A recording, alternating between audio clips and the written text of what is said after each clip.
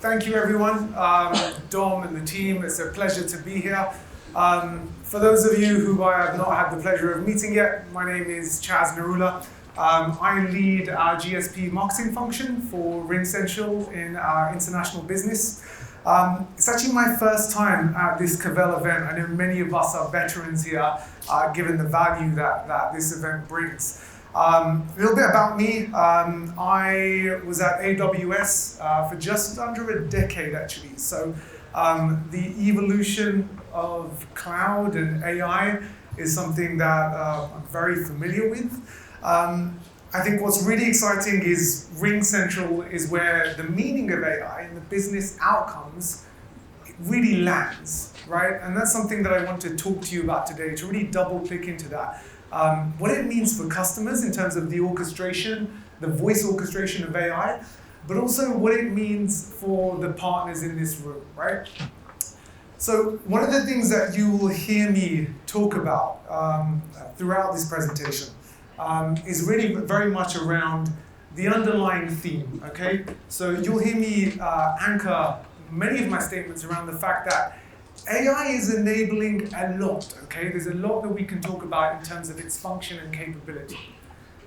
But where the real value lies is, of course, as Don mentioned and Matt mentioned earlier, right? The orchestration of business outcomes, right? That's really where the rubber hits the road. And for me, as part of RingCentral, that's precisely why we're excited to be able to speak to you about this today, because we've built the technology that enables this to happen. Because AI on its own isn't sufficient, right? We've got to be able to get to those business outcomes. So you'll hear me anchor this in everything that we talk about today. Now, in terms of what we'll go through, there'll be kind of 3 points that we'll cover off here that we'll hit. Firstly, a little bit about RingCentral, our credentials, and why we're so well positioned to be able to lead in agentic AI, okay?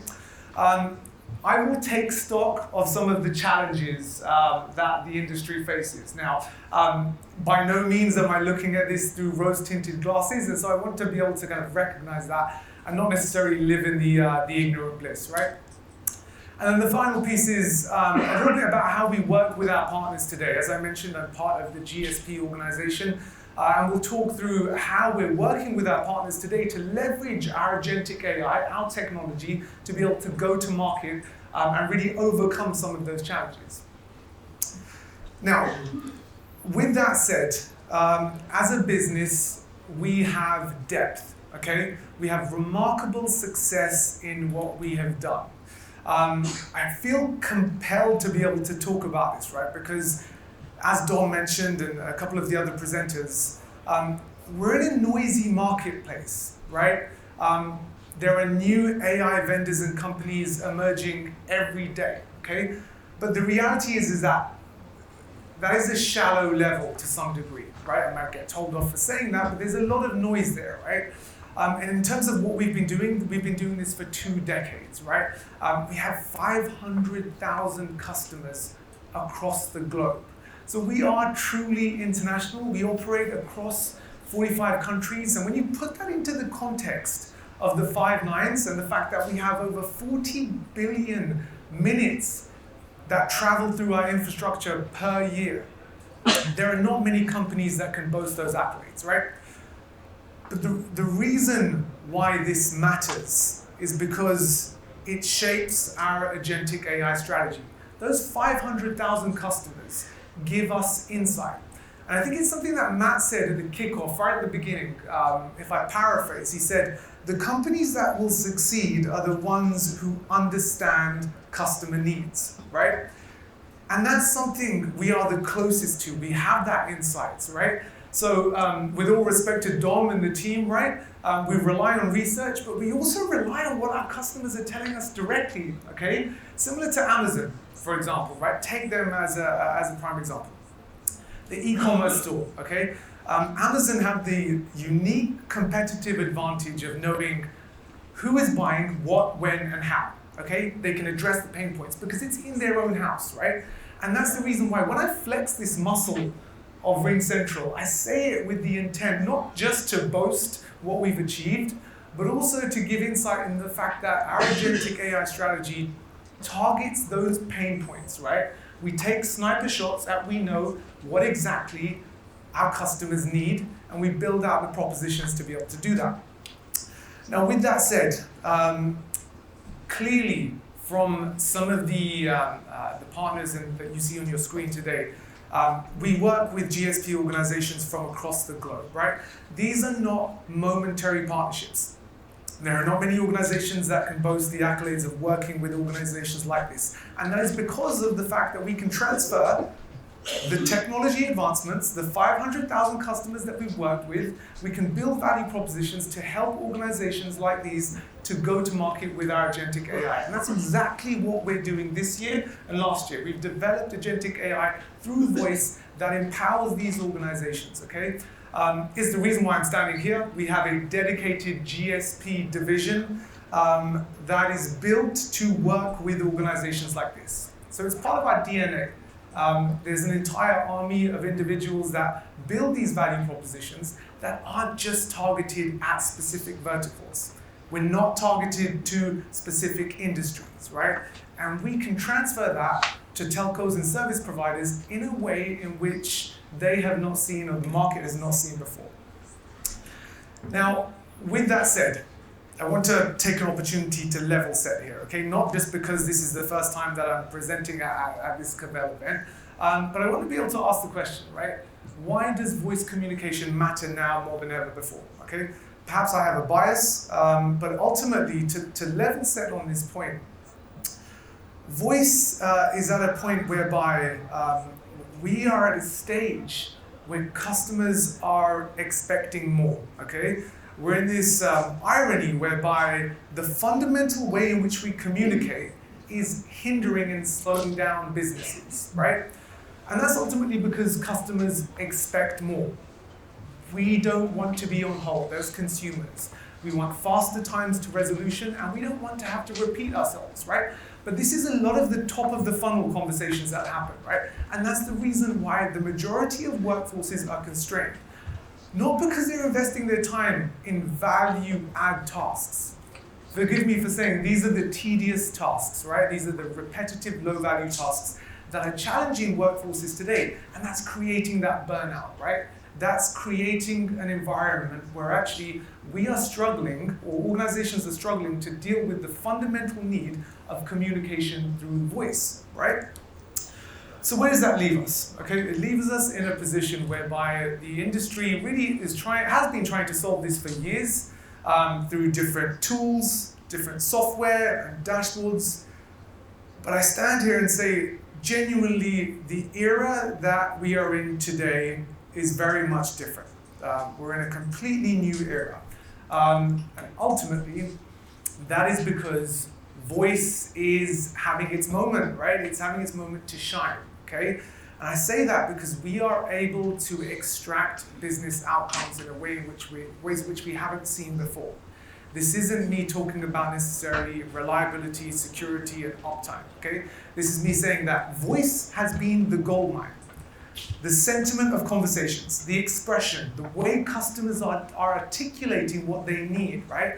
That has been a goldmine of data which has required manual intervention to extract, okay? So we know that within the cloud era, we've been able to connect more frequently, right?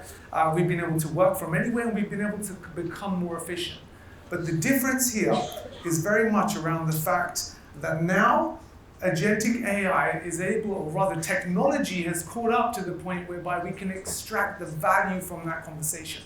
And those conversations are where the decisions are made. That's why it's the goldmine. And that's why it's exciting for us, because we're in a position whereby we can bring this to the market in ways in which we have not seen before. Now, with that said, what does this shift to Agentic AI actually mean, right? We've taken stock of the fact that we are in a new phase. It's exciting. We have the technology, we have the advancements. RingCentral has been doing this as an infrastructure for decades.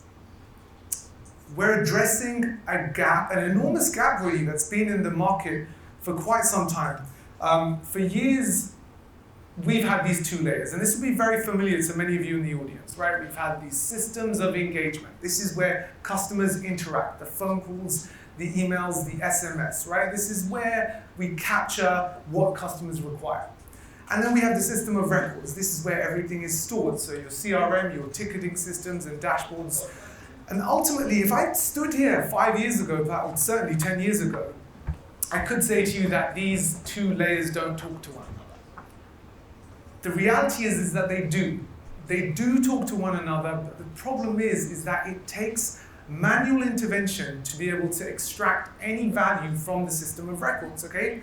So for example, if a customer calls, has a conversation, expresses the sentiment of the issues that they have or the complaints that they have, that recording gets logged, okay? Thank you for calling for training and quality purposes, right? That is there. But it takes human intervention to be able to extract that, and it's not scalable, right? That's where the system of outcomes comes into play. That's really what we developed, that intelligence layer, so that we can take data that is being stored in isolated environments and turn that into actionable insights, right?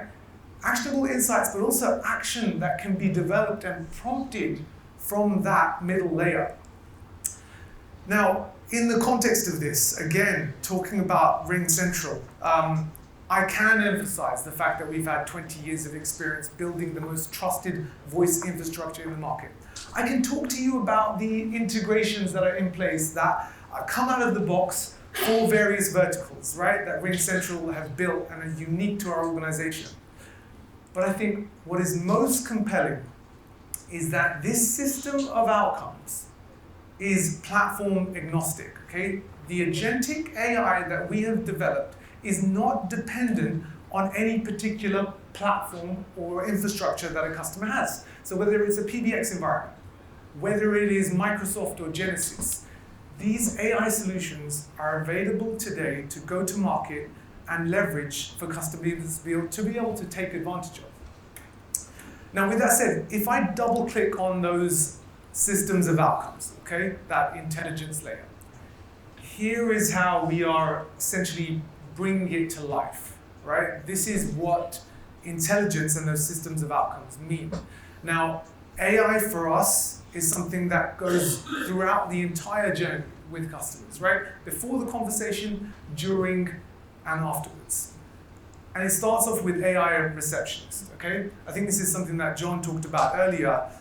This is not a surprise to us. This is part of the bread and butter, the DNA of what we do, okay? We've launched this into market last year, and the uptake on this is incredible. AI receptionist, as you can imagine, takes away that top of the funnel, right? The tedious tasks, and fields a lot of those questions, okay? But it can also take action. It can schedule appointments. So that really helps to take away a lot of the efforts that workforces are having to manage. But from that point, it doesn't stop there, okay? I think in one of the previous sessions we had, we talked about AI and the need for that to be seamless.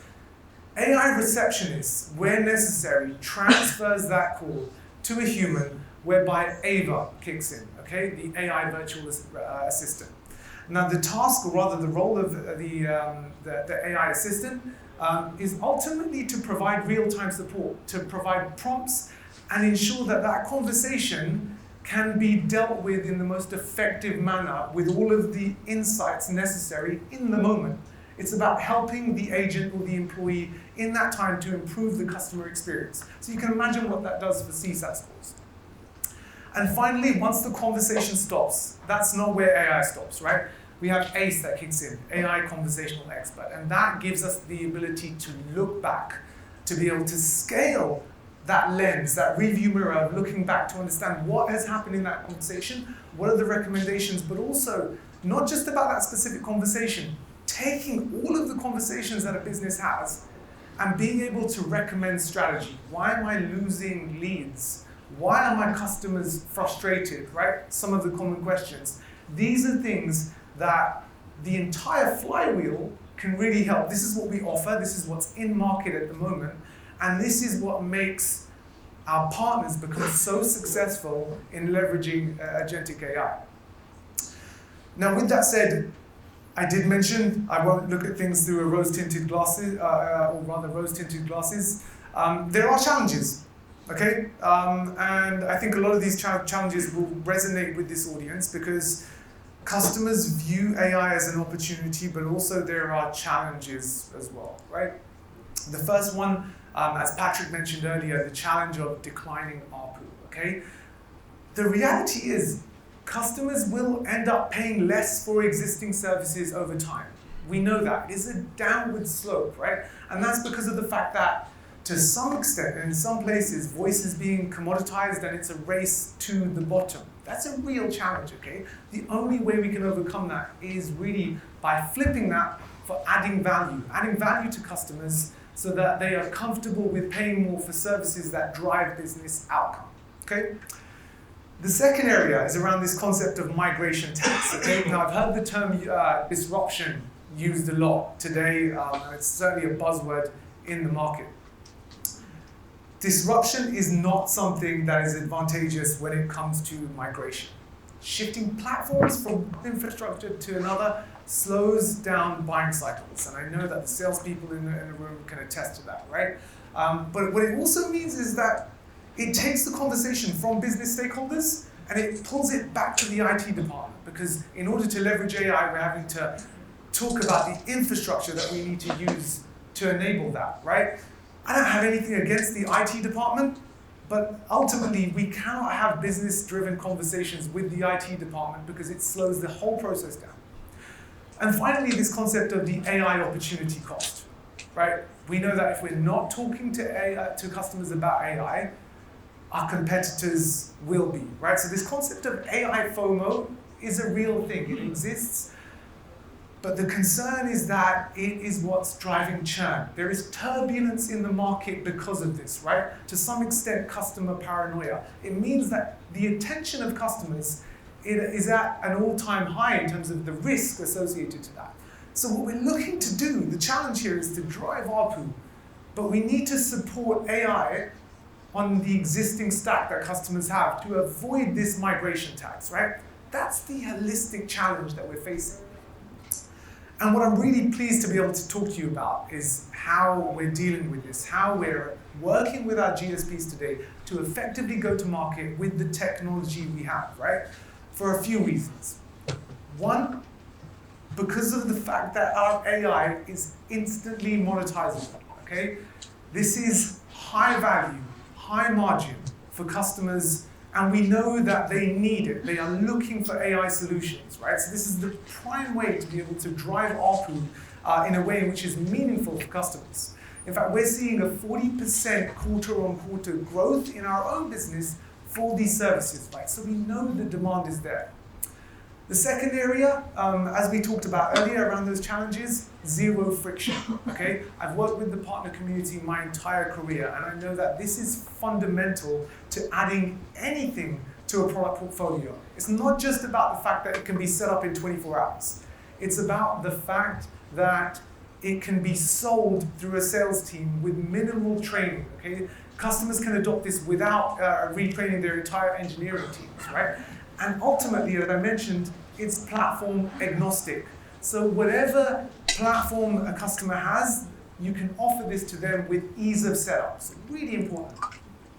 And the final piece, as I mentioned, protecting the base. Okay, we talked about this concept of reducing churn, creating customer stickiness. As I mentioned, AI paranoia, to some extent, for want of a better term, is at an all-time high. What we're offering in the market enables our partners to be able to address those concerns irrespective of what platform they're on. So we're really bypassing the problem and providing a solution that the market has not seen before. And ultimately, this is what we do. This is the reason why we have the partnerships that we've had up until today. Our business is built on the fact that we understand customer pain points and we understand how to work with partners. So with that said, I invite you to check out AI for yourself. AI receptionist, please feel free to scan the QR code. But also come and speak to us. Our entire team is here today. Whether it is to partner with us or to find out more about our solutions, let us know. So with that said, thank you.